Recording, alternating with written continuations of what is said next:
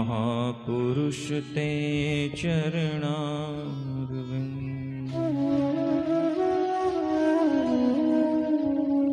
कृष्णाय वासुदेवाय हरये परमात्मने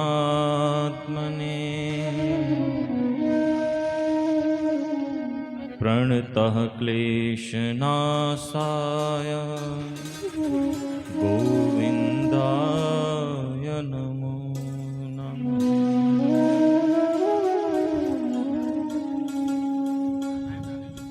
भक्ति भक्त भगवंत गुरु चतुर नाम वपुए। इनके पग वंदन के नासई विघ्न अनेक। नासई विघ्न अनेक। बोले भागवत भगवान की जय। नंद के लाला की जय। इष्ट कुल देवताओं की जय। कालू सिद्ध महाराज की जय। उत्तराखंड धाम की जय। पितृ देवताओं की जय। ओम नमः पार्वती पतये हर हर हर महादेव। आइए सभी कथा प्रेमी सज्जनों, आज की पावन कथा प्रारंभ होने से पूर्व भगवान के चरणों की स्तुति को गाते हुए आप सभी महानुभाव बड़े प्रेम से गुनगुनाएं और फिर आज की कथा में आप हम सब प्रेम पूर्वक प्रवेश करेंगे। बोलनंद के लाला की जय। जय राधा माधव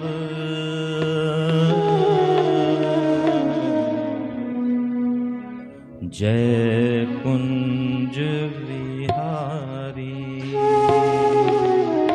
जय राधा माधव जय कुंज विहारी।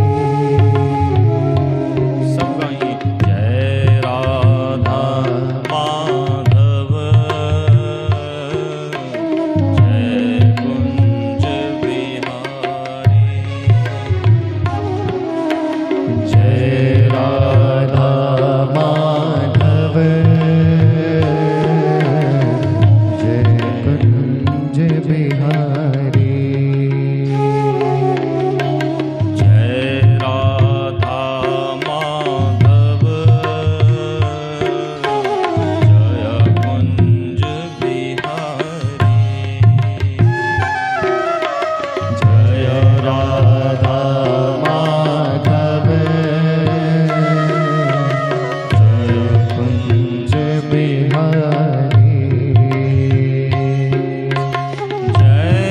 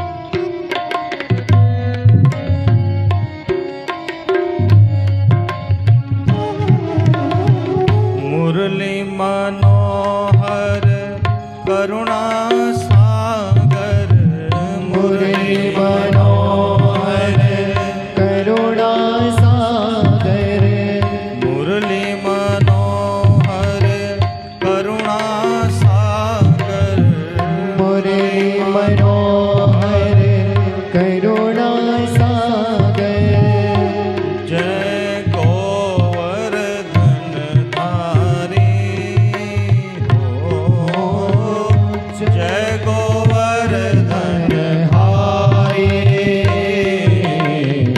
जय राधा माधव जय गिरिवरधारी जय राधा माधव जय गिरिवरधारी जय गोपी जनवल्लभ जय गोपी जनवल्लभ जय गिरिवरधारी जय राधा माधव जय गिरिवरधारी जय राधा माधव जय गिरिवरधारी जय गोपी जनवल्लभ जय गोपी जनवल्लभ जय गिरिवरधारी जय राधा माधव जय गिरिवरधारी जय राधा माधव जय कुंज बिहारी जय राधा माधव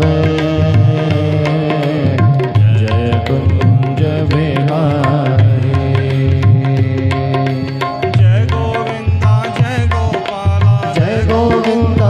गोपाला जय गोविंदा जय गोपाला जय गोविंदा जय गोपाला जय गोविंदा जय गोपाला जय गोविंदा जय गोपाला जय गोविंदा जय गोपाला जय गोविंदा जय गोपाला जय गोविंदा जय गोपाला जय गोविंदा जय गोपाला जय गोविंदा जय गोपाला जय गोविंदा जय गोपाला जय गोविंदा जय गोपाला जय गोविंदा जय गोपाला जय गोविंदा जय गोपाला जय गोविंदा जय गोविंदा जय गोपाला जय गोविंदा जय गोपाला जय गोविंदा जय गोपाला जय गोविंदा जय गोपाला जय गोविंदा जय गोपाला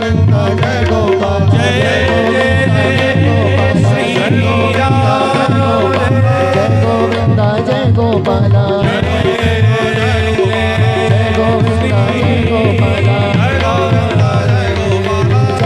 जय गोविंदा जय गोपाला जय गोविंदा जय गोपाला जय गोविंदा जय गोपाला श्री जय गोविंदा जय गोपाला जय गोविंदा जय गोपाला जय गोविंदा जय गोपाला जय गोविंदा जय गोपाला जय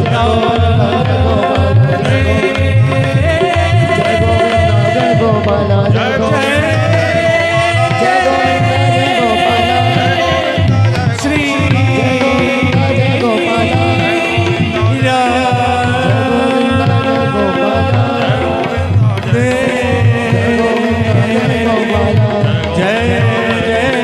जय गोपाला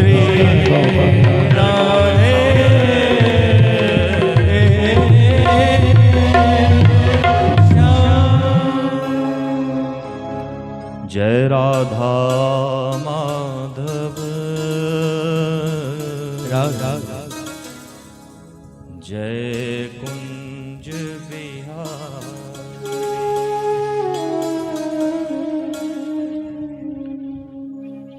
जय गोपी जन वल्लभ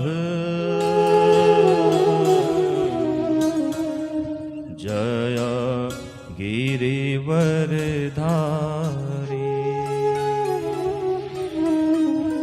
जय राधा माधव जय कुंज बिहारी।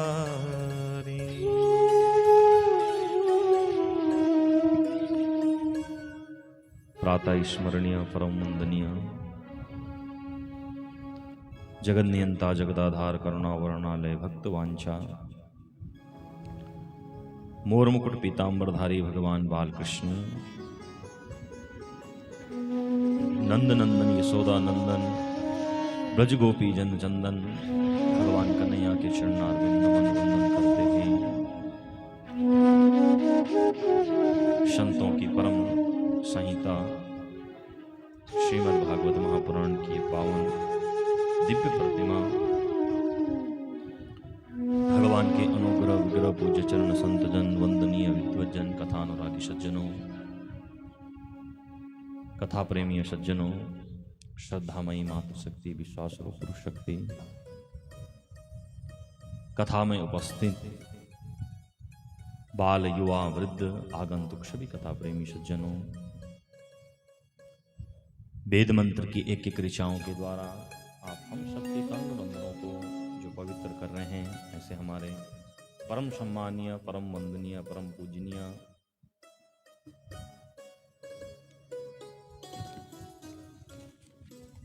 विप्र चरणारविंद नमन वंदन संगीत की माधुर्य ध्वनि के द्वारा आप हम सबके कर्ण बंधुओं को जो गुंजायमान कर रहे हैं हमारे संगीतज्ञ बंधु जन जन का परम कल्याण करने वाली मां भगवती जगदम्बा सुरसरी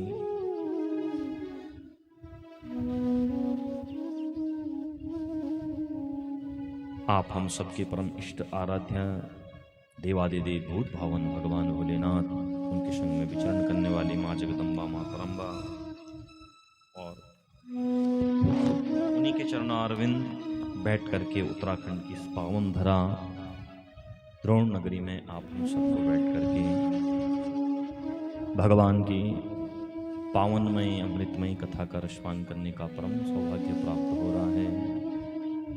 समस्त नेगी बंधुओं के द्वारा आयोजित इस पावन परम पुराण का बंधुओं आज चतुर्थ दिवस है, चतुर्थ सोपान है। दिवस जात नहीं ला गई 12 धीरे धीरे धीरे धीरे मंद मंद गति से चलते हुए हमारा जो सप्त दिवसीय यज्ञ है आज उसके मध्य में आप हम सब विराजमान हैं। और जब भगवान का दास भगवान का भक्त भगवान की शरण में बैठता है अपने इष्ट के चरणारविंद बैठता है, सच कहूं बंधुओं आपसे कि समय की जरा भी अनुभूति नहीं होती, समय का भान नहीं होता। 3 दिवस कब कैसे निकल गए। भगवान की कथा का संतों का सत्संग की यही बड़ी दिव्य महिमा होती है कि समय का ज्ञात नहीं हो पाता। जब प्रेम पूर्वक आप कथा को सुने, भक्ति पूर्वक आप कथा में डूबें, अपनी मन वाणी चित्त को भगवान के चरणों में लगाएं तो पता ही नहीं चलता बंधुओं कब दिन व्यतीत हो गया, कब 3 घंटे कथा के व्यतीत हो जाते हैं और मानो ऐसा लगता है अभी तो बैठे थे हम। तो भगवान की कथा की यही परम विशेषता है।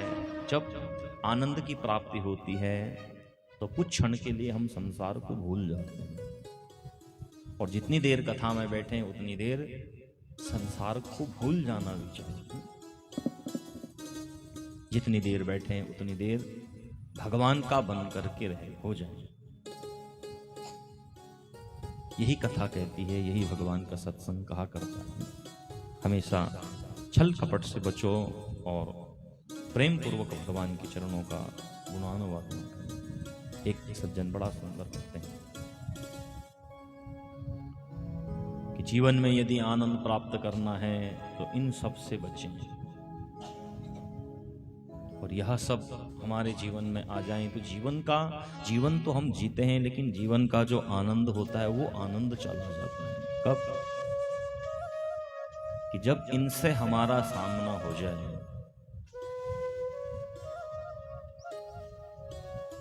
ढोंगी संत करोधि ससुर,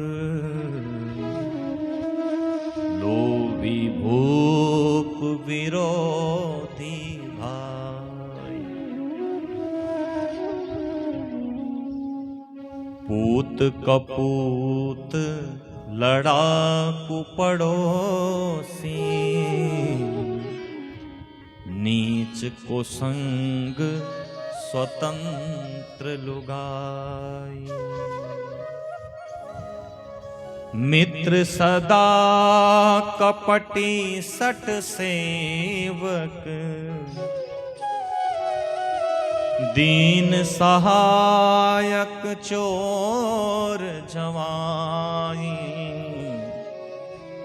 रोगी वेद वियोगी वाचक, ये ब्रजराज सदा दुखदाई। कल का जो चरित्र हमने सुना था, भगवान शंकर बड़ा सुंदर उपदेश करते हैं। भगवान शंकर ने देवताओं से कहा कि बोले, हे देवताओं, जीवन में अगर इन लोगों से सामना हो जाए तो जीवन का आनंद चला जाता है। भगवान ने जब अपने ससुर जी की दशा को देखा तो बड़ा दिव्य उपदेश देवताओं से जाकर के कहा, और देवताओं से कहने लगे कि ढोंगी संत, अगर ढोंगी संत का दर्शन हो जाए, ढोंगी संत से आप मिल जाएं और पहचानने में यदि अगर गलती हो जाए तो बंधुओं जीवन नरकगामी बन जाता है।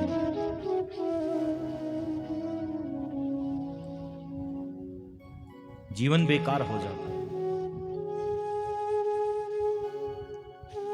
इसलिए ढोंग और पाखंड से बचने का प्रयास करें। क्या सत्य है, क्या गलत है, अगर इसका निर्णय भी हम न कर पाए तो जान लेना हमारे जीवन में सत्संग की बहुत कमी है। रामचरितमानस जो लोग पढ़ते होंगे, जिन्होंने पढ़ा होगा, उसमें एक कथा आती है प्रताप भानु की। प्रताप भानु संत महात्माओं का बड़ा आदर किया करता था, लेकिन एक बार किसी झूठे संत के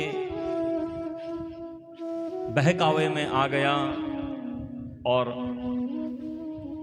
प्रताप भानु ने अपने घर में ब्राह्मणों को भोजन में बुलाया, लेकिन उस ढोंगी संत ने छल पूर्वक बंधुओं ब्राह्मणों के भोजन में मांस को मिला दिया। और यह देख करके ब्राह्मण सब क्रोधी हो गए और ब्राह्मणों ने प्रताप भानु को शापित कर दिया कि हे प्रताप भानु, जा, असुर योनि में तेरा जन्म होगा, क्योंकि तुमने हमारा धर्म को नष्ट करने की इच्छा प्रकट की। और ब्राह्मणों के शाप से प्रताप भानु रावण बन करके प्रकट हुआ। यद्यपि बड़ा प्रेम किया करता था, लेकिन बंधुओं पहचानने में भूल हो गई, गलती हो गई, और परिणाम क्या निकला? जीवन समाप्त हो गया। तो ढोंग और पाखंड से बचने का प्रयास करो। ढोंगी संतों से आज के कलिकाल में बंधुओं सब चीज नकली चल रहा है, फ्रॉड चल रहा है ना। तो इन सब से बचने का प्रयास करें। एकदम से किसी की बहकावे में मत आइए। सोच लें, विचार कर लें, परख लें, जांच लें। ढोंगी संत क्रोधी ससुर,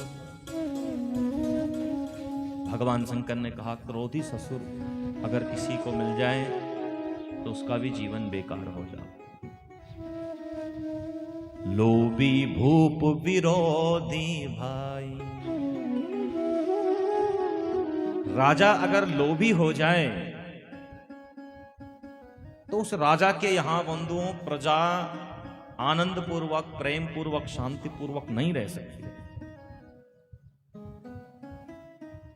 लोभी राजा हो जाए तो प्रजा का जीना मुश्किल हो जाता है। विरोधी भाई, अगर भाई विरोधी हो जाए, भाई अगर बात बात पर आपकी बात को काटता है, छोटा भाई बड़े भाई की बात को काटता है, तो बंधुओं वहां भी सदा दुख को देने वाला है।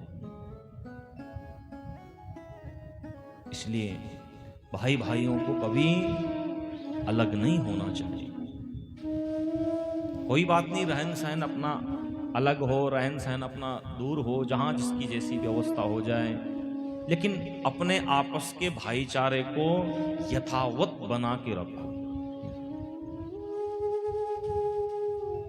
अपना भाईचारा मत खो, अपना भाईचारा मत बिगाड़ो। और अगर भाई भाई का अगर विरोधी हो गया तो बंधुओं सदैव उस घर में कलेश फैल जाता है। पूत कपूत, पुत्र अगर कुपुत्र हो गया तो जीवन भर दुख को देने वाला है। लड़ाकू पड़ोसी, अगर आपके आस पड़ोस में कोई दुर्जन आकर के बस जाए, कोई दुर्जन लोग हों और बात बात पर लड़ाई झगड़ा करते हैं, याद रखना भाई के बाद सबसे पहले जो काम आने वाला है वो है आपका पड़ोसी। कोई आपका कितना भी सगा है, प्रेमी है, यदि अगर वो दूर है, रात के समय में, दिन के समय में अचानक से आपको किसी चीज की आवश्यकता पड़ी, जरूरत पड़ी, है ना, तो सबसे पहले कौन आएंगे? सबसे पहले आपके पड़ोस वाले ही तो आपका सहयोग करेंगे। इसलिए ध्यान रखना, अपने पड़ोस में सबके साथ बना करके चलो, सबके साथ में, बिगाड़ना नहीं किसी के साथ। लेकिन कभी कभी क्या होता है कि संयोग वश कोई दुर्जन आ जाए तो बंधुओं, अगर भरी कॉलोनी में एक दुर्जन आ जाए और दुर्जन रहने लग जाए तो वो अपनी दुर्जनता से सारे लोगों की शांति को भंग कर देता है। लड़ाकू पड़ोसी, नीच को संग स्वतंत्र लुगाई। और नीच का संग, नीच का मतलब क्या है कि गलत लोगों की संगति यदि मिल गई, गलत लोगों की संगति में अगर एक बार पड़ गए तो वहां से बाहर निकलना बहुत मुश्किल हो जाता है। इसलिए प्रयास करें कि गलत लोगों का संग ना हो, गलत लोगों से बचने का प्रयास करो। कुसंग जब गलत मिलता है, और ये कुसंग मिलना कहां से प्रारंभ हो जाता है? विद्यालय से। दो चार मित्र आपस में मिले, एक घर से बीड़ी का बंडल लेकर के आया, एक ने पिया, रे पी ले, कुछ नहीं होता, आज पी ले, अच्छा मेरे खातिर पी ले अगर मुझे मित्र मानता है तो। और एक दिन बीड़ी पी, अगले दिन मदिरा पी, और यहाँ तक तो बंधुओं जैसे तैसे अच्छा था। लेकिन आज के समय में जो नशा चल रहा है, आपके समय में जो नशाखोरी चल रही है, जो सूखा जो नशा है, आज हमारी युवा पीढ़ी नशे की ओर आकर्षित है, नशे में डूबी हुई है। जितने बड़े बड़े कॉलेज हैं, विद्यालय हैं, माता पिता केवल पैसा कमा कर दे रहे हैं, बच्चा हमारा क्या कर रहा है, क्या नहीं कर रहा है। आप बड़े बड़े विश्वविद्यालयों की स्थिति को देखो बंधुओं, पहले तो बालक थे, लेकिन अब लड़कों से ज्यादा आजकल की युवतियां भी नशे की गिरफ्त में हैं।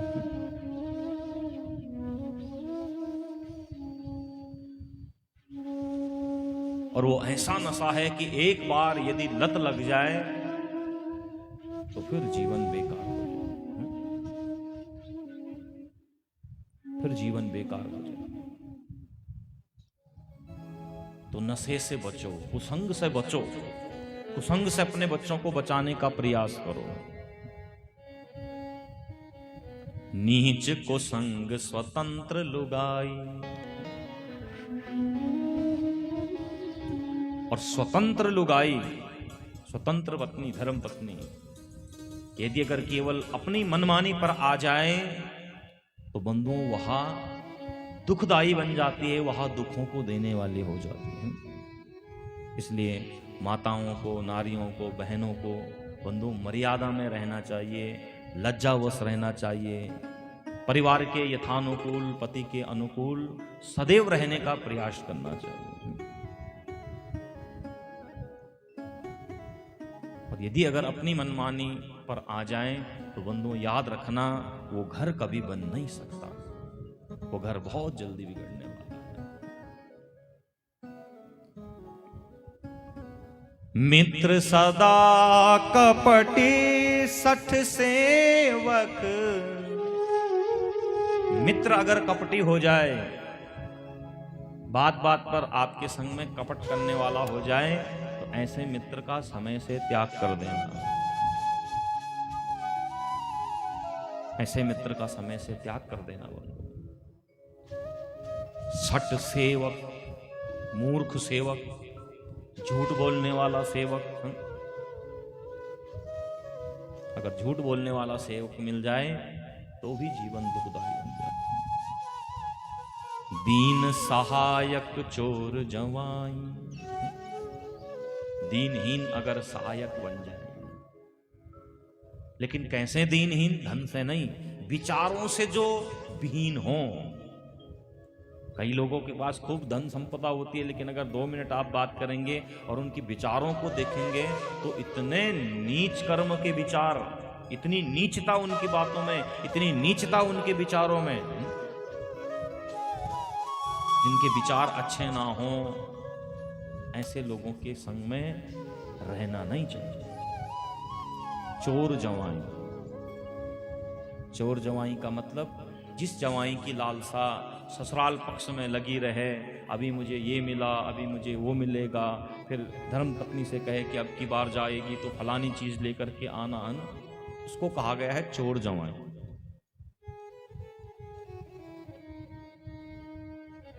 रोगी वैद्य, अगर रोगी वैद्य के पास जाओगे तो जीवन बेकार हो जाए। कई वैद्य ऐसे होते हैं, कई डॉक्टर्स ऐसे होते हैं कि रोगी जब आता है तो कितना बड़ा रोग भी उस पर लगा हो, एकदम से हाथ पकड़ के कहते हैं, अरे माता जी आप तो बिल्कुल ठीक हैं, कोई बीमारी नहीं आपको, केवल आपका मन का वहम बढ़ गया है, ये लो चुटकी भर दवाई और शाम को दवाई खाओ और तुरंत ठीक हो जाओगे। अब चाहे कितनी बड़ी गंभीर बीमारी भी लगी है, बंदो धैर्य बढ़ जाता है कि हाँ मैं स्वस्थ हूं, मैं ठीक हूं।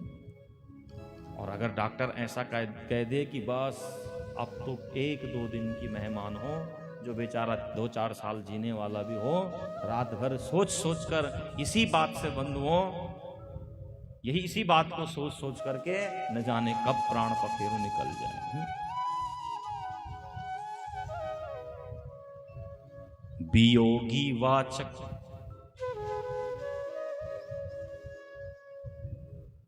जो वाचक हो उसको कभी दुखी रहना नहीं चाहिए, और दुख भी हो तो उस दुख को छुपा करके रखना चाहिए। आपने देखा होगा कि समाज के लिए जो कल्याण किया करते हैं वो लोग अपने घर की पीड़ा को, अपने घर के दुखों को भूल जाते हैं और समाज के हित के लिए पहले आगे आया करते हैं। भाई जैसा आपका घर है वैसे उनका भी घर है, जैसे आपके बच्चे हैं वैसे उनके भी बच्चे हैं, लेकिन बंधुओं समाज का जो हितैषी होता है वो अपने घर की पीड़ा, अपने जीवन की पीड़ा सबको छोड़ करके समाज का परम कल्याण किया करता है। परम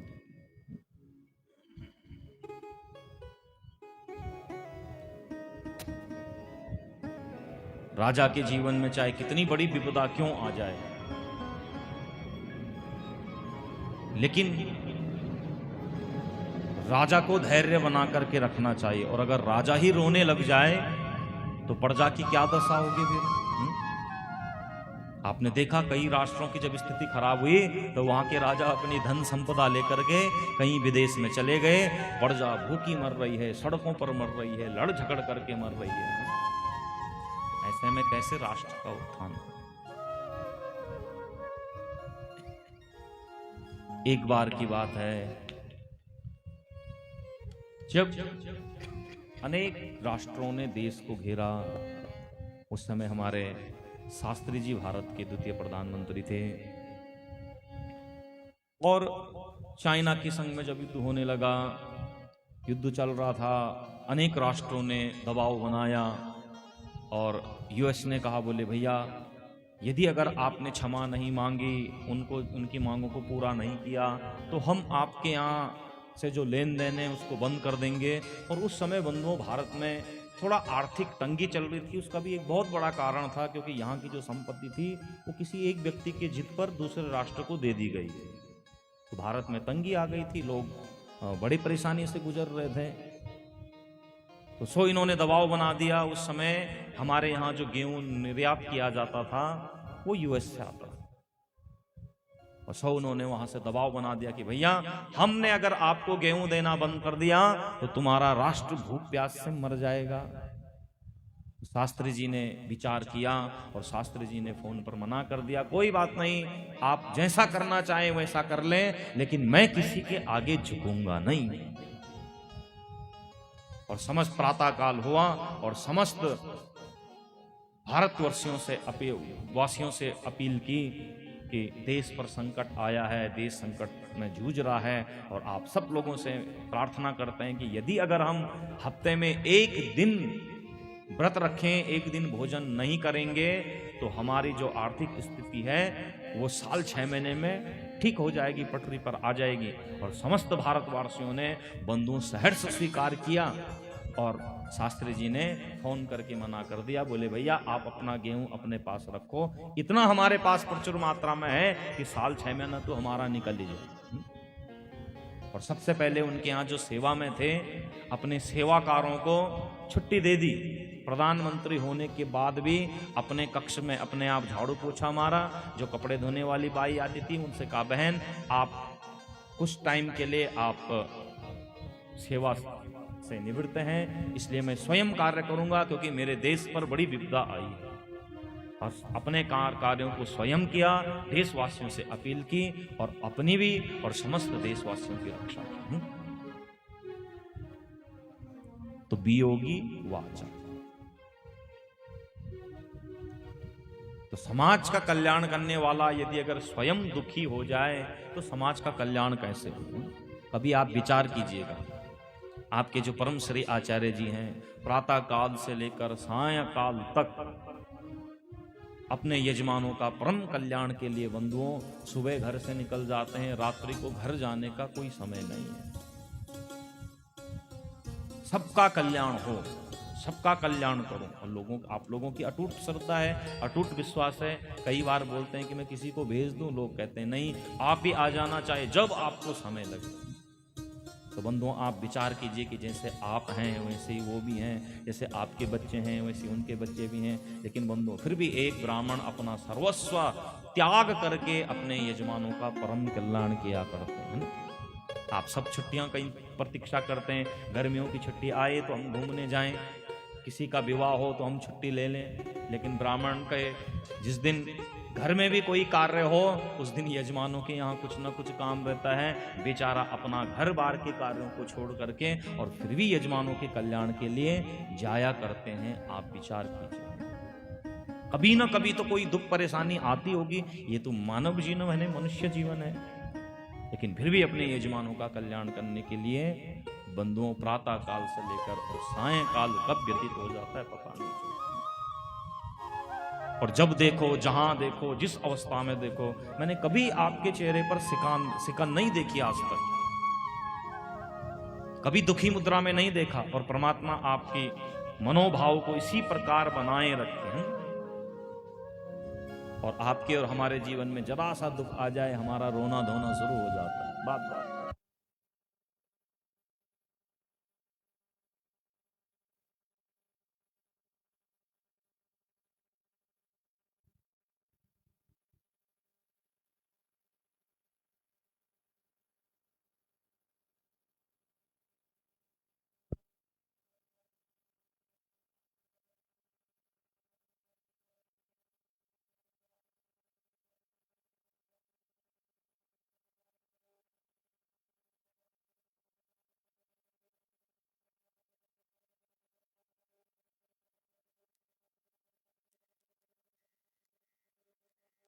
हमने सुना था कि मैया सती ने अपने पिता के यज्ञ में जाकर अपने प्राणों की आहुति दी और मरते हुए भगवान से निवेदन किया था कि सती मरत हरिजन वर मांगा, जन्म जन्म शिव पद अनुराग।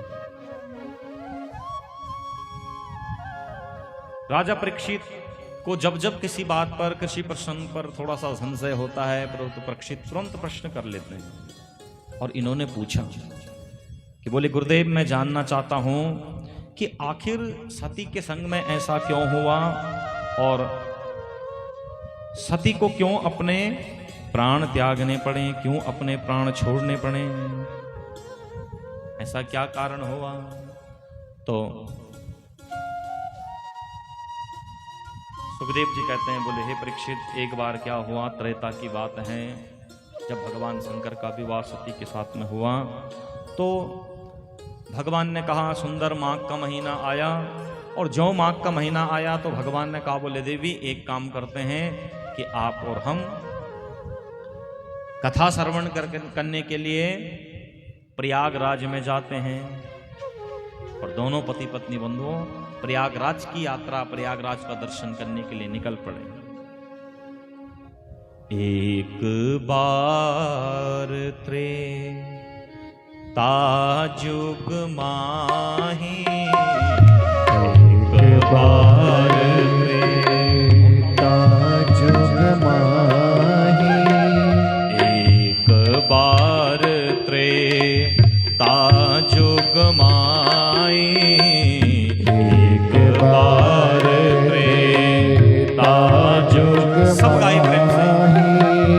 एक बार ताजुग माही, एक बार ताजुग माही, शंभो गए को बजरे सिपाही, शंभो गए तुम बजरे सिपाही, संग सती जग जननी भवानी, संग सती जग जननी भवानी, संग सती जग जननी भवानी, संग सती जग जननी भवानी, ओजे ओरे से अखिलेश्वर नानी, ओजे ओरे से अखिलेश्वर दानी, एक बार ताजुग माही, एक बार ताजुग माही, ओ शंभो गए को बजरे सिपाही, शंभो गए को बजरे सिपाही, एक बार। त्रेता की बात है, गोस्वामी जी ने बड़ा सुंदर लिखा है।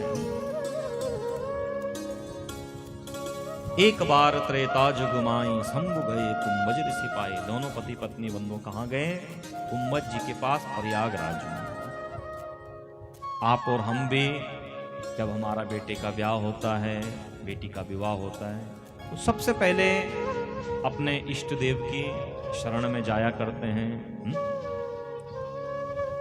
इष्ट देव का आशीर्वाद प्राप्त किया करते हैं। भगवान ने कहा बोले देवी हमारा विवाह हुआ है और चलो एक काम करते हैं कि प्रयागराज में बड़ा सुंदर संतों का मिलन हो रहा है, वहाँ राम कथा का बड़ा दिव्य गुणगान हो रहा है और हम दोनों के दोनों वहाँ कथा को श्रवण करके आए। दोनों पति पत्नी बंधु तैयार हुए और तैयार होने के पश्चात दोनों के दोनों चलने लगे। सती के मन में बड़ा संकोच है क्योंकि सती महलों की रहने वाली है, सती महलों में रहने वाली है और संसार की समस्त सुख सुविधाओं में जो रहना सीख जाए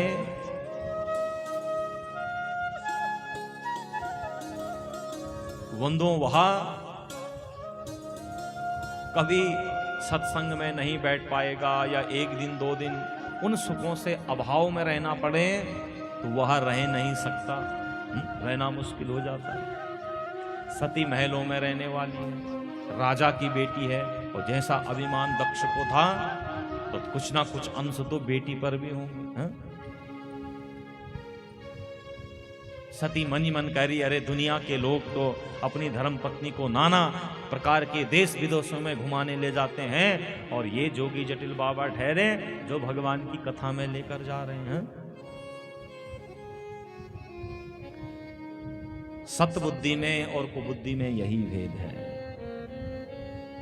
लेकिन अपने स्वामी से कुछ बोल ना पाई, जाना पड़ा।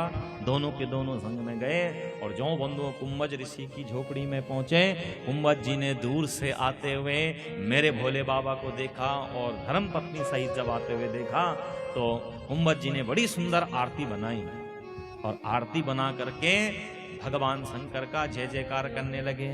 जय शिव ओंकारा भोले हर शिव ओंकारा, ब्रह्मा विष्णु सदा शिव, भोले भालेनाथ महाशिव, हर नागेश्वरा, हर हर हर महादेव। जो आरती उतारने लगे, सती के मन में संशय आ गया, ये कैसे कथावाचक हैं, ये कैसे गुरु हैं कि गुरु शिष्य की आरती उतार रहा है। और कुंभज जी का भाव तो यह है कि भगवान शंकर पहली बार धर्म पत्नी के साथ हमारे यहाँ आए हैं, इसलिए हमारा यह संस्कार बनता है कि आए हुए अतिथि का स्वागत करें। और सती के मन में भेद आ गया, इसका मतलब इनको कथावता तो आती नहीं है, इसलिए चापलुसता दिखा रहे हैं, चापलुस कर रहे हैं। लेकिन भगवान शंकर ने चरणों में वंदन किया, दोनों को आसन दिया, और आसन में बैठ करके अब कथा बंधु प्रारंभ होने लगी। और मुनि ने जो अपने नेत्रों को बंद किया, और नेत्र बंद करते ही कथा को कहना प्रारंभ कर दिया।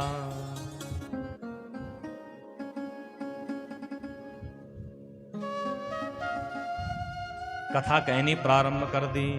राम कथा मुनि वरज बखाना, राम कथा मुनि वरज बखानी, सुनी महेश परम सुख मानी, सुनी महेश परम सुख मानी। राम कथा। जो बंदों अब राम कथा अपने मुखारविंद से कहना प्रारंभ किया, राम कथा हो रही है, और सुनी महेश परम सुख मानी।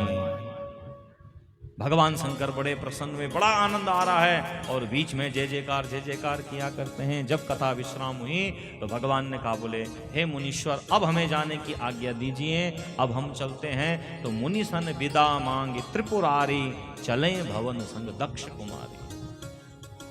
भगवान शंकर कथा सुनने के पश्चात शंभु से महेश बन गए, लेकिन सती के मन में अभिमान रहा, तो गोस्वामी जी ने भी अपने शब्दों को बदल दिया, और अपने शब्दों को बदल करके क्या कहा, अभी अभी लिखा था कि भगवान शंकर के संग में जो देवी है वो जगत की जननी है, वो जगत की माँ है, ये साधारण देवी नहीं है। लेकिन जब देखा कि इस देवी का आचरण ठीक नहीं है, इस देवी का विचरण ठीक नहीं है, इसलिए गोस्वामी जी ने क्या लिख दिया कि चले भवन संग दक्ष कुमारी। जैसा अभिमान दक्ष को था, वैसा ही अभिमान दक्ष की बेटी को भी है।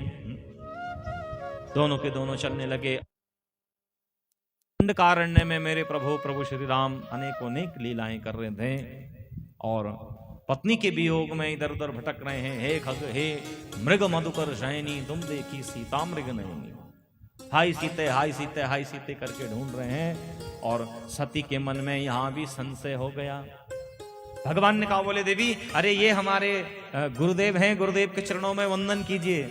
सती के मन में संशय आ गया कि जब गुरु ही भटका हुआ है तो गुरु हमारा कल्याण क्या कर सकते हैं। धर्म पत्नी के वियोग में पशु पक्षियों को, लता गुल्मों को पूछ रहे हैं। तो भगवान ने कहा, बोले देवी, जो तुम्हारे मन अति संदेह हो तो किन जाई परीक्षा ले हूं। बोले हे देवी, अगर तुम्हारे मन में संदेह हो रहा है, संशय हो रहा है, तो जा करके तुम परीक्षा ले लो। भगवान बैठ गए एक वट वृक्ष के नीचे और सती ने क्या किया, सती ने यहां भी गलती कर दी। सती परीक्षा लेने तो गई, लेकिन परीक्षा लेने के लिए जब गई तो सती ने अपना स्वरूप बदल दिया और जानकी का रूप धारण करके श्री राम जी से आगे आगे चलने लगी। राम जी जान गए कि ये मेरी सीता नहीं है। बंधुओं, जब विवाह हो जाता है, विवाह के पश्चात धर्मपत्नी को पता होता है कि मेरे पति के कौन से गुण हैं, कौन से अवगुण हैं। एक पति को पता होता है कि मेरी पत्नी के भीतर कितने गुण हैं, कितने अवगुण हैं। तो भगवान जानते हैं। जब सीता आगे आगे चलने लगी तो राम तो उसी क्षण में पहचान गए। भगवान ने कहा, ये सीता नहीं है, ये तो कोई मायावी शक्ति है, क्योंकि मेरी सीता कभी मेरे से आगे आज तक कभी गई ही नहीं। और हमारा धर्म शास्त्र भी यही कहता है कि जब आप धर्म करने, धर्म कार्यों में जा रहे हो, कथा में जा रहे हो, तीर्थ यात्रा में जा रहे हो, तो पत्नी को आगे होना चाहिए और पति को पीछे। आगे धर्म, पीछे कर्म। पत्नी है साक्षात धर्म की स्वरूप, पति है कर्म के स्वरूप। जब युद्ध भूमि में जा रहे हो तो युद्ध में पति आगे और पत्नी पीछे। घोर घनघोर जंगल में जा रहे हो तो पति आगे और पत्नी पीछे। तो भगवान तो जान गए कि ये सीता वीता नहीं है, ये कोई मायावी शक्ति है जो हमारे साथ में छल कपट कर रही हैं। और जो प्रभु ने बंधुओं ध्यान लगाया और ध्यान लगा करके देखा कि ये कोई और नहीं, ये तो हमारी साक्षात गुरु माता है। भगवान ने जाकर के चरणों में वंदन किया। बोले, माँ प्रणाम आपके चरणों में। भगवान शंकर कहाँ गए?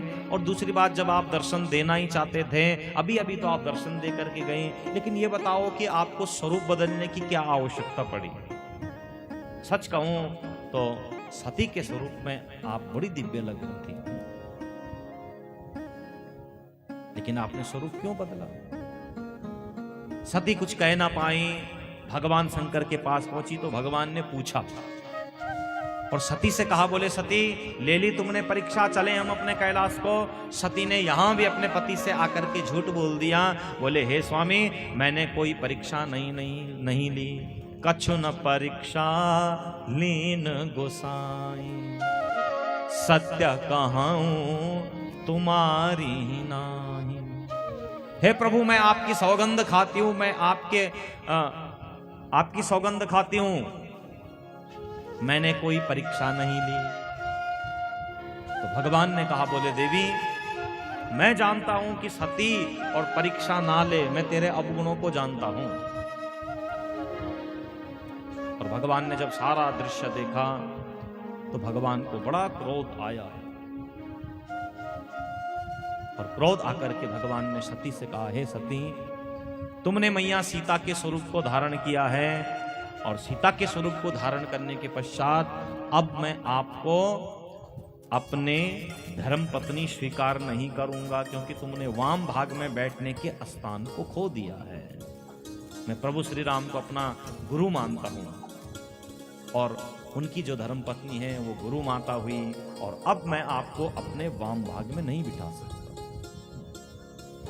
भगवान शंकर ने त्याग कर दिया अपनी पत्नी का। सती रोने लगी, बिलखने लगी, मैं कहां जाऊं, मैं क्या करूं? भगवान शंकर ने कहा, देखो, अब आपको तप करना पड़ेगा, शुद्ध होना पड़ेगा और कहा देवी यदि अगर आप मुझे ही पति के रूप में प्राप्त करना चाहती हैं तो दक्ष जब यज्ञ करें तो उस यज्ञ में जाकर अपने प्राणों की आहुति दे देना, और जब तुम्हारे जीवन का अहंकार समाप्त हो जाए, जब जीवन का संशय समाप्त हो जाए तो आपका और हमारा मिलन दोबारा होगा। और यही कारणवश जब बंधुओं पति ने अपनी पत्नी का त्याग कर दिया तो सती मैया ने कहा मैं किसके सहारे पर रहूं और कैसे मैं जीवन को यापन करूं। तो सती ने आज क्रोध में आकर के अपने पंच भौतिक शरीर का त्याग कर दिया और अंत समय में मरते हुए कहा सती मरत हरि जन वर मांगा, जन्म जन्म शिव पद अनुरागा। और इसी कारण पर्वतराज हिमालय के यहाँ गौरा बन करके प्रकट हुई और राम जी ने नारद जी ने बड़ा सुंदर दिव्य महामंत्र दिया, ओम नमः शंकराय। और दिव्य महामंत्र को जपते जपते अंततः बंधु भगवान शंकर का विवाह मैया पार्वती के साथ में हुआ। इधर मनु और शत्रुपा जी की 3 बेटियों का चरित्र आप और हमने सुना। 2 इनके पुत्र हुए, एक पुत्र का नाम था प्रियव्रत और दूसरे का नाम था उत्तानपाद। ऊर्ध्वधनपादा यस्य स उत्तानपादा, जिसके ऊपर पांव हो नीचे सिर हो उसका नाम क्या है? उत्तानपाद। और ये उत्तानपाद कोई और नहीं, ये आप और हम हैं। मां के गर्भ में हम भी उल्टे लटके रहे, सिर नीचे और पांव ऊपर। उत्तानपाद का समय आया, उत्तानपाद का विवाह हुआ सुनीति के साथ में। सुनीति कौन है? जिसकी नीतियां अच्छी हैं, जिसकी सोच अच्छी है, जिसके विचार अच्छे हैं। सुष्ठुर नीति यस्य सुनीति, जिसकी नीतियां अच्छी हों, जिसके विचार अच्छे हों। लेकिन जब घर में संतान नहीं हुई, राजा ने एक दिन सुरुचि को देखा और सुरुचि के संग में ब्याह करके दूसरी पत्नी को लेकर के घर में आ गए।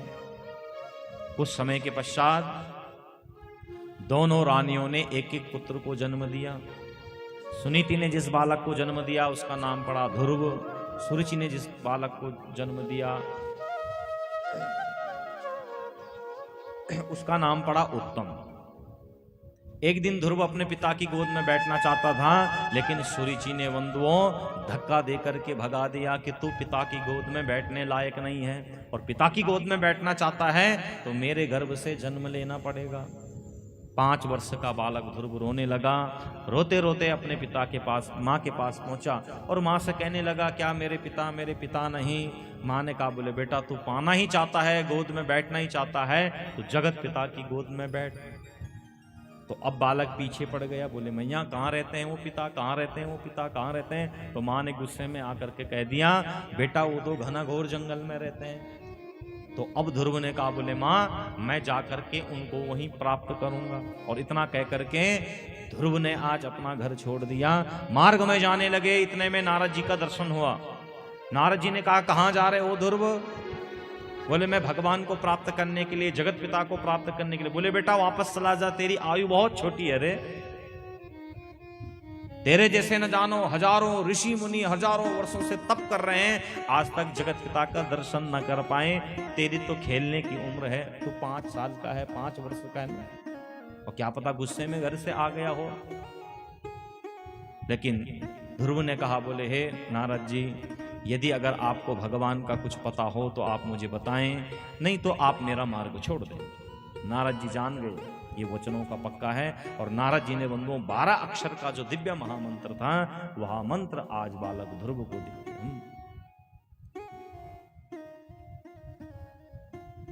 ओम नमो भगवते वासुदेवाय, बड़ा दिव्य महामंत्र आज दे दिया। और उस दिव्य महामंत्र को ध्रुव जपने लगे, और ध्रुव जपते जपते जपते बंधुओं अनेक दिन जब व्यतीत हो गए, मधुवन में पहुंचे और मधुवन में जाकर के ध्रुव भगवान का भजन करने लगे।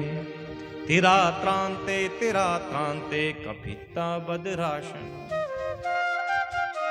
3 दिन का उपवास करते और फिर कुछ भोजन करते। बदरी के फलों को खाया, बेरों को खाया, फिर 6 दिन का व्रत रखा, 1 दिन भोजन किया। और जो बंधुओं चौथवा और पांचवा महीना आया। पांचवें महीने में तो अब ध्रुव जी केवल वायु का पान करने लगे, और जैसे ही इन्होंने वायु का पान किया, संसार में वायु ने बहना बंद कर दिया। सारे जीव जंतु तड़पने लगे। देवता सब भगवान के पास गए और भगवान के पास जाकर के कहने लगे, नैवं विदामो भगवन् प्राणरोधम चराचरस्य खिल सत्वधाम्ना विदेहि तन्नो बृजनाति मोक्षम प्राप्ता वयम त्वाम शरणम शरण्यम। बोले हे प्रभु, हम आपकी शरण में आए हैं। आज संसार में वायु ने बहना बंद कर दिया, और यदि अगर 2-4 मिनट वायु नहीं रही तो सारे जीव जंतु समाप्त हो जाएंगे। भगवान ने कहा, अच्छा ऐसा क्या हुआ? अरे मेरे तो सारे कर्मचारी समय पर कार्य किया करते हैं। बोले महाराज, न जाने किसने पवन का ही पान कर दिया है, वायु का ही पान कर दिया। भगवान ने जब ध्यान लगाया, देखा तो एक छोटा सा बच्चा मधुवन में बैठ करके तप कर रहा है। और देवताओं ने कहा, बोले प्रभु, उसी ने यह सब किया है, चलो जल्दी जाओ। और भगवान वंदो मधुवन में पहुंचे और ध्रुव के सामने खड़े हो गए। ध्रुव ने नेत्रों को बंद किया है और ओम नमो भगवते वासुदेवाय, ओम नमो भगवते वासुदेवाय जप रहे हैं। भगवान सामने खड़े हैं। अब भगवान ने कहा, कैसे मैं इसको जगाऊं? सोए हुए व्यक्ति को, तप करते हुए व्यक्ति को, पूजन में बैठे हुए व्यक्ति को, इनको अकारण नहीं जगाना चाहिए। इतने में भगवान ने ध्रुव के हृदय में जो प्रतिबिंब था उसको बाहर निकाला और ध्रुव जी छटपटाने लगे। और जो छटपटाहट में नेत्रों को खोला, आंखों को खेला, तो सामने देखा कि जिसका ध्यान हृदय में लगा रहे थे वो परमात्मा तो सामने खड़ा हुआ है। तो भगवान ने कहा, कहो ध्रुव, क्या कहो, कुछ कहो। अब ध्रुव छटपटाने लगा, मैं क्या बोलूं, मैं क्या करूं, कहां से शुरू करूं, क्या कहूं। तो ध्रुव जब छटपटाने लगा, भगवान मंद मंद मुस्कुराने लगे और भगवान ने अपना 5 जन्य शंख को निकाला और स्पर्श बालम कृपया कपोले। ध्रुव जी के कपोलों पर जो शंख को स्पर्श किया, मानो ध्रुव जी के कंठ से आज मां सरस्वती का प्राकट्य हो गया। और ध्रुव जी ने 12 अक्षरों का मंत्र दिया था। 12 श्लोकों में ही आज ध्रुव जी ने भगवान की स्तुति को गाना प्रारंभ कर दिया। योऽन्त प्रविश्य मम वाच्यमिमां प्रसुप्तां संजीवयत्यखिल शक्तिधरा स्वधाम्ना अन्यास्ते हस्तचरण श्रवण त्वगादीन् प्राणान्नमो भगवते पुरुषाय तुभ्यं। यो अंतः, बोले हे प्रभु, आपने मानो है आप ही स्वयं मेरे अंतःकरण में बैठ गए हैं। मुझ में इतना सामर्थ्य नहीं था कि मैं कुछ बोल पाऊं, मैं आपसे कुछ कह पाऊं। शिष्य कितना भी पढ़ लिख कर बंधुओं पढ़ा लिखा हो जाए, लेकिन अगर गुरु सामने खड़े हो जाएं तो जो गुरु की ही पढ़ाई हुई विद्या है, शिष्य का मुंह न जाने अपने आप बंद हो जाता है। वो 2 शब्द मुख से निकलते नहीं है। घर में कोई कितना बोलने वाला हो, अगर 4 आदमियों के मध्य में कहें कि आपने एक सभा को संबोधित करना है, तो बंधुओं वहां जाकर के मनुष्य सारी वर्णमाला को भूल जाता है। मैं कहां से बोलूं, बोलना कुछ चाहता है, मुख से निकल कुछ जाता है। इतना आसान नहीं है, वक्तव्य करना इतना आसान नहीं होता। और अपने से श्रेष्ठ के आगे वक्तव्य करना हो तो बंधुओं अच्छे खासा अपनी विद्या को भूल जाता है।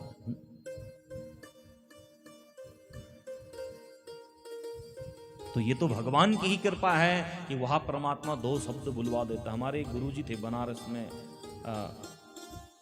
थे। अब उन्होंने अपना पंचभौतिक शरीर त्याग दिया।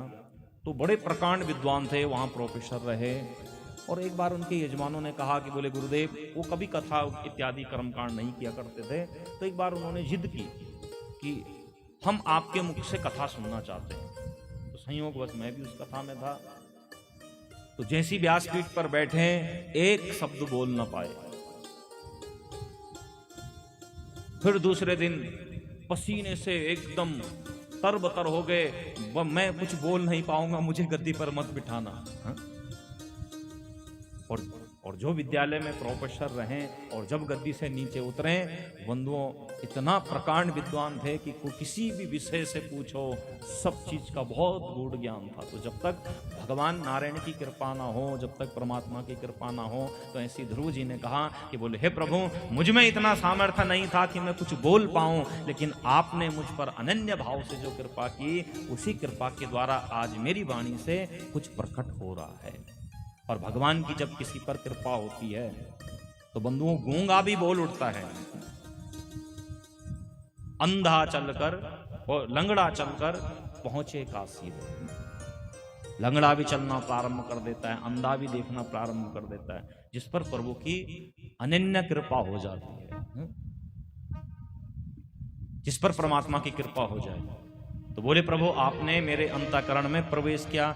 योन्तः प्रविश्य मम वाचमिमां प्रसुप्तां, मेरी जो ये वाणी थी ये सुप्त अवस्था में थी, लेकिन जैसे ही आपने शंख का स्पर्श किया अपने आप मुख से बोलना प्रारंभ हो गई। संजीवयत्यखिल शक्तिधरा स्वधाम, जैसे संजीवनी बूटी मृत शरीर को भी जीवित कर देती है, उसी प्रकार से मेरा जो ये जड़ रूपी शरीर था आपने मानो अमृत दे करके इसको पुनः जीवित कर दिया, जागृत कर दिया, और इन्हीं से ही प्रभु मैं आपका गुणगान कर पा रहा हूँ। अन्यास्त हस्तचरण श्रवणात्वगादीन प्राणान नमो भगवते पुरुषाय तुभ्यम। हे प्रभु आपके चरणों में मैं साष्टांग वंदन करता हूँ, नमन करता हूँ। भगवान ने कहा बोले बेटा ध्रुव, नमन और वंदन तो मैं तेरे चरणों में करने आया था, तुझ जैसे भक्त का दर्शन करने के लिए मैं यहाँ आया, और जिस माता पिता ने तुमको जन्म दिया ऐसे माता पिता के दर्शन मुझे करने चाहिए। हाँ, सच कहूं तो दर्शन करने तो मैं तुम्हारा ही आया था। ध्रुव जी ने कहा बोले प्रभु ऐसा मत कहिए। तो कहा ध्रुव से कहा भगवान ने कि ध्रुव कुछ मांगो, जो मांगोगे वो तुम्हें मिलेगा। अब ध्रुव विचार करने लगे। ध्रुव ने कहा बोले प्रभु जिसको आप स्वयं मिल जाएं तो फिर उसको संसार की वस्तुओं की क्या आवश्यकता है। जिसको आप ही मिल जाएं, आप ही देने वाले हैं, आप ही सब कुछ देने वाले हैं, और जो आप ही मुझे मिल गए तो मैं संसार की वस्तुओं को मांग करके क्या करूंगा। इसलिए ध्रुव जी ने कहने लगे बोले हे प्रभु जिसको माधव का सहारा मिल जाए, जिसको गोविंद का सहारा मिल जाए, उसको और कहीं जाने की क्या आवश्यकता, उसको दर दर भटकने की क्या आवश्यकता है। तो भगवान की स्तुति आज 5 वर्ष का बालक ध्रुव कहने लगा। आइए एक क्षण हम भी भगवान के चरणों की वंदना करें। प्रेम से आप लोग तालियों के द्वारा सहयोग करें। मेरी कश्ती को किनारा मिल गया, मेरी कश्ती को किनारा मिल गया, मुझको माधव का सहारा मिल गया, मुझको माधव का सहारा। ऐसे नहीं प्यारे दोनों हाथ इसको भगवान रूपी नाम का सहारा मिल गया। प्रेम से गाए दोनों हाथ मिल गया। ओ मेरे कश्ती को किनारा मिल गया, मेरी कश्ती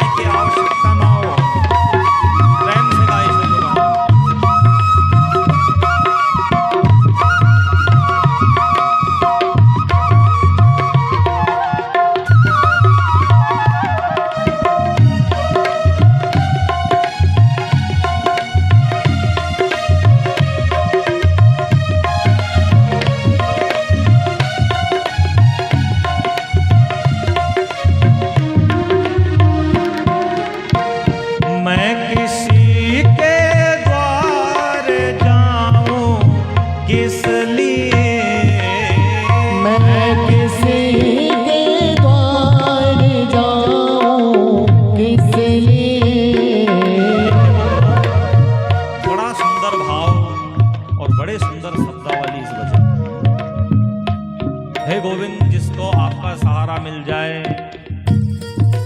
आपका विश्वास जिस पर हो जाए या जिसको आप पर विश्वास हो जाए, उसको किसी के दर दर भटकने की आवश्यकता नहीं है। अपने मन में विश्वास रखिए और अपने अटूट आस्था, अपने अटूट विश्वास को रखिए कि हे प्रभु, मैंने आपको पकड़ लिया है, मैं आपकी शरण में हूं, मैं इधर उधर भटकूंगा नहीं, तू जो चाहे करा ले, मैं तेरे हाथ में हूं। मैं किसी के द्वार द्वार भटकूंगा नहीं, मैं किसी के द्वार द्वार जाऊंगा नहीं। और ऐसा विश्वास जब जीवन में आ जाता है तो जीव बंधुओं 84 लाख योनियों में भटकना बंद कर देता है। मैं किसी के द्वार जाऊं किस लिए, मैं किसी के द्वार जाऊं किस लिए, मुझको मोहन का सहारा मिल गया, मुझको मोहन का सहारा मिल गया। ओ मेरी बस्ती को किनारा मिल गया, मेरी बस्ती को किनारा मिल गया, मुझको माधव का सहारा मिल गया। मुझको माधव का सहारा मिल गया।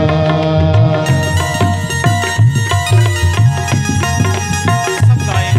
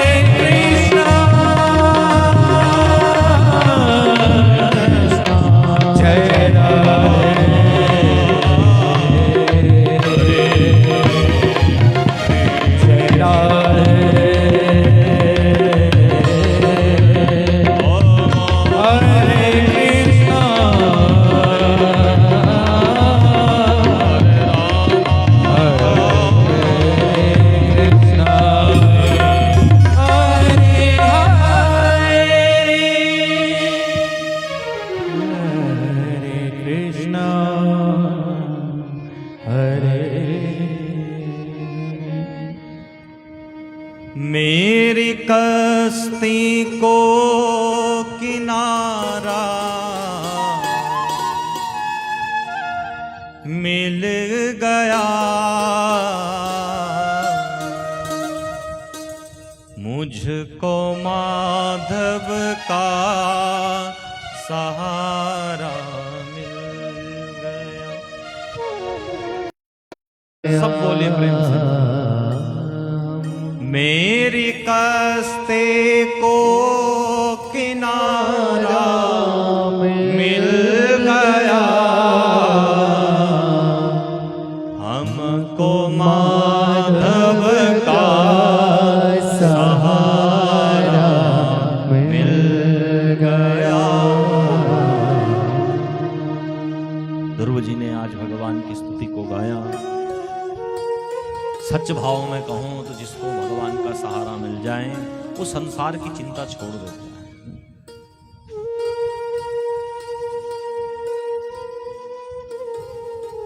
वो संसार की चिंताओं को छोड़ देता है। संसार के कोई बाधा उसको रोक नहीं सकती, कोई बंधन उसको बांध नहीं सकता, कोई बंधन उसको बांध नहीं सकता।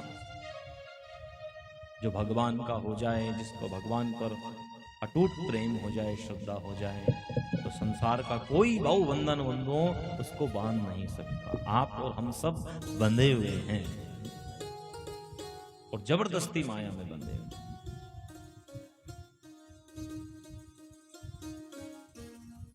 पूज्य संत गोस्वामी तुलसीदास जी ये अकबर के समकालीन कवि हुए, दरबारी कवि भी रहे। अनेकों ने कृतियां इन्होंने लिखी, विनय पत्रिका लिखी, रामचरितमानस लिखी और अनेक दोहा छंद सौताओं का निर्माण किया और उस समय के बड़े प्रसिद्ध कवि हुए। चाहते तो सांसारिक उपन्यासों को लिख सकते थे, लेकिन गोस्वामी जी ने कहा मैं लिखूंगा तो केवल भगवान के चरित्रों को लिखूंगा, मैं गाऊंगा तो केवल हरि के गुण को गाऊंगा, मैं संसार के लिए कुछ लिखूंगा नहीं। हे प्रभु, बस जो शब्द मेरे मुख से निकले वो आपके लिए निकले, जो शब्द मेरे मुख से निकले वो आपके चरणों में निकले।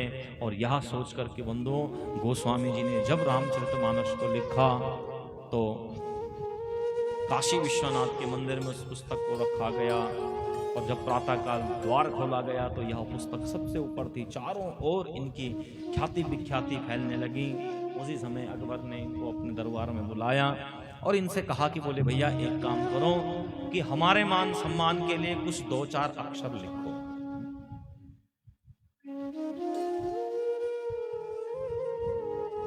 दो चार शब्द लिखो। तो गोस्वामी जी ने कहा बोले उसके लिए मुझे मिलेगा क्या? तो ये तो राजा थे, राजा के पास धन संपदा। बोले जो आप चाहोगे, जितनी अशरफियां आप चाहोगे, जो धन संपदा आपको चाहिए वह सब आपको मिल जाएगी। बोले बस इतना ही दे पाओगे आप? बोले हाँ, और क्या चाहिए? गोस्वामी जी ने कहा इन सबको छोड़ करके मैं सन्यासी बना हूं। अरे मेरी तो अच्छी पत्नी थी, लेकिन पत्नी के दुत्कारने पर मैंने सब छोड़ दिया और फिर उसी कचड़े में आ जाऊं। बोले हे राजन, ना तो मैं आपके लिए 2 शब्द कुछ लिखूंगा और ना ही मुझे आता है, आप क्षमा कीजिए और मुझे यहाँ से छोड़ दीजिए। इनको क्रोध आ गया और सो इनको बांध करके फतेहपुर सीकरी की जेल में डाल दिया।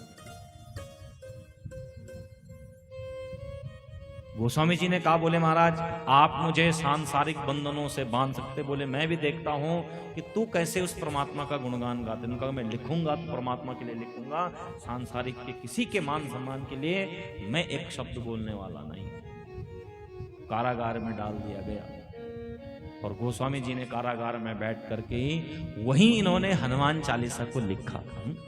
जो आप और अब हनुमान चालीसा को गाते हैं ये वहीं गोस्वामी जी ने लिखा। और मानो स्वयं भगवान शंकर ही इनके हृदय में विराजमान हो। शंकर स्वयं केसरी नंदन। इन्होंने बड़ी सुंदर इसका निर्माण किया। जब इसको लिखा, भूख प्यासा रखा गया। लेकिन बंधुओं, सांसारिक बंधनों से कोई किसी को बांध सकता है, लेकिन जिसके पास शिक्षा रूपी, बुद्धि रूपी, विवेक रूपी धन है, उस धन से आपको कोई वंचित नहीं कर सकता। सांसारिक धन को तो चोर चुरा सकते हैं, लेकिन विद्या रूपी जो धन है, इस धन को ना तो चोर न लेवे खर्चे न कोई, ना कोई छीन सकता है आपसे, ना कोई ले सकता है। आपको प्रताड़ित किया जा सकता है, लेकिन आपकी शिक्षा दीक्षा को कोई आपसे छीन नहीं सकता। ये ऐसा धन है। यहां बैठकर इन्होंने इसको लिखा और फलस्वरूप क्या हुआ कि प्रातःकाल न जाने कहां से हजारों बंदर आए और बंदरों ने राजा को चारों ओर से घेर दिया। मानो साक्षात हनुमान जी ही आ गए और वानरी सेना ने राजा को घेर दिया। और राजा ने तब एक सन्यासी से पूछा, किसी के पास गए कि बोले महाराज, आज बंदरों ने मेरे मार्ग को रोक दिया, बंदरों ने जाने नहीं दिया। तो उन्होंने कहा, बोले महाराज, आपने किसी निर्दोष व्यक्ति को कारागार में डाला हुआ है, उसको दंड दिया जा रहा है, और जब तक आप उनको मुक्त नहीं करोगे, आपकी ये समस्या का समाधान नहीं होगा। सो इन्होंने क्षमा मापन किया और तब जाकर वो वानरी सेना वहां से दूर गई। इतने दिव्य संत गोस्वामी तुलसीदास। तो जब इन्होंने अपना घर बार का त्याग कर दिया, तो संकल्प लिया मन में कि जो कहूंगा मैं परमात्मा के लिए कहूंगा, जो लिखूंगा परमात्मा की शरण में लिखूंगा, मुझको माधव का सहारा मिल गया। और इतना विश्वास, बोले हे प्रभु, अब मैं जान गया हूं कि ये संसार किसी का नहीं, ये तो आपका ही है। और जो आपका हो गया, जिसको आपकी लत लग जाए, वो फिर संसार कि इन विषय भोगों पर लिप्त नहीं हो सकता। ध्रुव जी ने भी यही कहा, बोले प्रभु मुझे कुछ नहीं चाहिए, लेकिन भगवान ने आशीर्वाद दिया। ध्रुव ने 36,000 वर्षों तक तप किया। एक दिन उत्तम को यक्षों ने मार दिया। सो इन्होंने उनको मारने से रोका और मृत देवी के सिर पर पग रख करके ध्रुव जी साक्षात ध्रुव लोक में विराजमान हो गए। बोले ध्रुव जी महाराज की जय। इसी वंश में बंधुओं आगे एक राजा हुए अंग का पुत्र हुआ बेन, और बेन बड़ा पापाचारी राजा हुआ। इसने चारों ओर यज्ञ अनुष्ठानों पर रोक लगा दी, धार्मिक कार्यों को रोक दिया। ऋषियों को क्रोध आया और ऋषियों ने बंधुओं इनको दंड दिया और इनका जीवन समाप्त हुआ। इसी बेन राजा के शरीर का जब मंथन किया गया, तो वहां से पृथु और अर्ची देवी का प्राकट्य हुआ और ये बड़े दिव्य राजा हुए। पृथ्वी ने जब बीज को छिपा लिया, स्वयंभू मनु को बछड़ा बना करके और गौ रूपी पृथ्वी का इन्होंने दोहन किया। फिर इस धरा पर अपने रथ को चलाया और यह धरा 7 भागों में खंडित हो गई। और इन्हीं पृथु महाराज जी के नाम से इस धरा का नाम क्या पड़ा? पृथ्वी। इन्हीं के वंश में आगे प्राचीन वही होते हैं और अपराध कर बैठते हैं नारद जी के समझाने पर। तब बंधुओं भगवान का भजन किया और आगे जो दूसरे भाई थे जिनका नाम था प्रियव्रत। प्रिय मने अच्छा, व्रत मने संकल्प, जिसके जीवन का संकल्प अच्छा हो, कर्म अच्छा हो, वही प्रियव्रत। और इनके वंश में आगे चलकर के बंधु आग्निग्र होते हैं और इसी वंश में नाभि और मेरु देवी से ऋषभदेव भगवान का जन्म होता है। ऋषभदेव के यहाँ 100 पुत्रों ने जन्म लिया और जिनमें एक का नाम था भरत। भरत को इन्होंने राजा बनाया। ऋषभदेव जी ने अजगर वृत्ति को धारण करके घर छोड़ दिया। भरत जी बंधुओं अपने राज्य को संभालने लगे। जब समय आया तो इन्होंने अपने बड़े पुत्र को राज दे करके, राजगद्दी को दे करके, और भरत जी ने बंधुओं अपना राज कार्य छोड़ दिया और 100 हाथ में माला लेकर के ध्रुव जी दामोदर कुंड गंडकी नदी के पास नेपाल में गए और वहां बैठ करके भगवान का भजन करने लगे। भजन करने लगे भगवान का। एक दिन प्रातः काल हुआ और जब नदी में स्नान कर रहे थे, तो स्नान करने के पश्चात जो सूर्य भगवान को अर्घ्य दिया, नेत्र खोले, तो उसी समय क्या देखते हैं कि एक गर्भवती हिरनी जो कि कुछ क्षण में ब्याने वाली है, वह जल पीने के लिए जैसी नदी के तट पर आई कि पीछे से एक सिंह ने जोर से दहाड़ लगाई। तत्र तदा राजन हिरणी पिपाशया जना। उस प्यासी हिरणी पर शेर की नजर पड़ी और वहां दहाड़ा उसको मारने के लिए, और हिरणी ने अपने प्राण बचाने के लिए बंधुओं जल में छलांग लगा दी, और उसी छलांग के साथ में इसका गर्भ स्राव हो गया और जो बच्चा था वो जल में बहने लगी। हिरणी प्रसूति पीड़ा के कारण बंधु इसने अपना शरीर त्याग दिया। जब ये मृग शावक बहता बहता आया तो भरत जी यह सब देख रहे थे, इनको बड़ी दया आई और इस मृग शावक को उठा करके अपनी कुटिया में लेकर के गए, शुद्ध वस्त्र से पोंछा, और जब इसको दूध पिलाने लगे तो यह दूध पीने लगा और इसके प्राणों की रक्षा की। धीरे धीरे मृग शावक बड़ा हुआ। भरत जी बैठते तो पीठ पर खुजलाता, कभी सिर में चढ़ता, बड़ा प्रेम भरत जी से करने लगा। भरत जी की भी इसमें धीरे धीरे आसक्ति बढ़ने लगी। आए थे भगवान का भजन करने के लिए, लेकिन फिर आसक्ति में डूब गए। एक दिन मृगों का झुंड आया और यहां मृग छौना उन मृगों के झुंड के साथ में वन में चला गया। जब वन में चला गया तो अब भरत जी इधर उधर भटकने लगे, मेरा मृग शावक कहाँ चला गया, कहाँ चला गया, कहाँ चला गया। और उसी के वियोग में आज भरत जी ने अपना पंच भौतिक शरीर त्याग दिया। और बंधुओं कहते हैं अंते यामते सा गति, अंत समय में जैसा स्मरण हो अगली गति पुनः वही प्राप्त हो जाती है। अंत समय में मृग शावक की याद में प्राणों को त्यागा था, अगला जन्म एक मृग के रूप में हो गया। भरत जी को अपने पिछले जन्म का स्मरण है। एक दिन वन में आग लगी और वहां अपने शरीर का त्याग कर दिया और अंगिरस गोत्र में तीसरा जन्म हुआ। संयोगवश यहां भी इनका नाम भरत रखा गया। पिताजी ने कहा, बोले बेटा अब आप बड़े हो गए हो, एक काम करो कि आप गायत्री महामंत्र को जप दो। और ब्राह्मण को और प्रत्येक सनातनी को बंधुओं गायत्री महामंत्र तो आना ही चाहिए। अपने बच्चों को बताओ, सिखाओ। तो जैसे ही कहा भरत जी विचार करने लगे, यदि अगर आज मैंने कर्मकांड को पढ़ लिया तो मैं उस परमात्मा को भूल जाऊंगा और मैं इस संसार के चक्कर में पड़ना नहीं चाहता। भरत जी ने बंधुओं हाँ हाँ हाँ हाँ कहते गए, लेकिन यह मंत्र याद नहीं किया और पिता को क्रोध आ गया। अरे न जाने तू कौन से जन्म का बैरी पुत्र बन करके मेरे यहाँ आ गया। मैं तो सोच रहा था कि तुझे विद्वान बनाऊंगा, लेकिन तू तो एक नंबर का जड़ निकला, मूर्ख निकला। और सो इनका नाम क्या पड़ गया? जड़ भरत। जड़ भरत इनका नाम पड़ गया। पिता का जीवन समाप्त हुआ। भरत जी भाइयों के संग में रहने लगे और जब घर में कुछ काम इत्यादि करते नहीं थे, एक दिन भाइयों ने कहा, बोले जा करके खेतों में मेंढ बना करके आओ। वहां भरत जी गए और जानबूझ करके वहां गड्ढा खोद दिया। भाइयों को क्रोध आया और अपनी धर्म पत्नियों से कहा, बोले खबरदार, जो तुमने इसको भोजन दिया इसको भोजन नहीं देना, ये स्वयं कमा कर खाएगा तब इसको पता चलेगा। जो रूखा सूखा बंधु देते हैं, भरत जी प्रेम से उसको भगवान को भोग लगा करके स्वीकार कर लेते हैं। एक दिन भाभियों ने कहा, बोले भरत जाकर के खेत में हमारे कुछ धान पक रहे हैं और वहां जाकर के उनकी रक्षा करो। भरत जी वहां गए। चिड़ियाएं आ रही हैं, चिड़ियाएं खा रही हैं। पहले तो भगाते रहे, फिर मन में विचार आया कि इनमें भी राम है, मुझ में भी राम है, इनमें भी प्राण है, मुझ में भी प्राण है। मैं क्यों किसी का बैरी बनूं? जैसे इनको जीने का अधिकार है, जैसे मुझे जीने का अधिकार है, वैसे इनको भी जीने का अधिकार है। मैं क्यों उनको भगाऊं? और भरत जी ने चिड़ियाओं से कहा, हे चिड़ियाओं आओ आओ और जितना मर्जी उतना खा करके चले जाओ। सारी चिड़ियाएं आई और आकर के सारी चिड़ियाओं ने बंधो घंटे 2 घंटे में पूरा खेत सपाचक कर दिया। भाभी जब भोजन लेकर के आई और भोजन लेकर के कहा, भरत भोजन करो। और जो दृष्टि खेत की ओर गई, कहा, बोले अरे तुम्हें किस लिए भेजा था? यहाँ तो एक भी धान नहीं है, एक भी बाल नहीं है, कहाँ गए?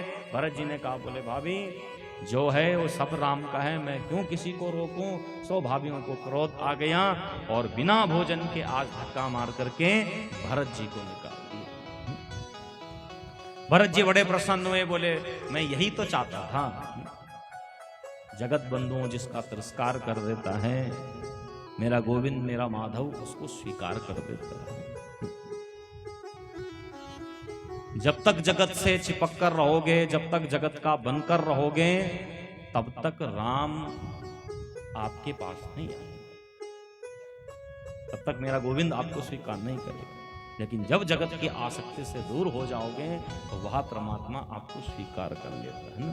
तो जगत जिसका तिरस्कार कर देता है, मेरा माधव उसको अपना लेता है, उसको अपनी शरण दे देता है। भरत जी भगवान का नाम जपने लगे, नाम जपते जपते जपते बंधु जो रूखा सूखा मिलता है उसका पान कर देते हैं। एक दिन कुछ चोरों के सरदार थे, इन्होंने मन्नत मांगी माँ भद्रकाली से कि यदि अगर हमें पुत्र की प्राप्ति होगी तो हम एक नर बलि देंगे, और नर बलि के लिए अब इनको ढूंढने लगे। उनकी मनोकामना पूर्ण हुई, भरत जी दिखे और पकड़ करके ले गए। जब पकड़ करके ले गए तो इनको पहले स्नान कराया गया, भोजन कराया गया,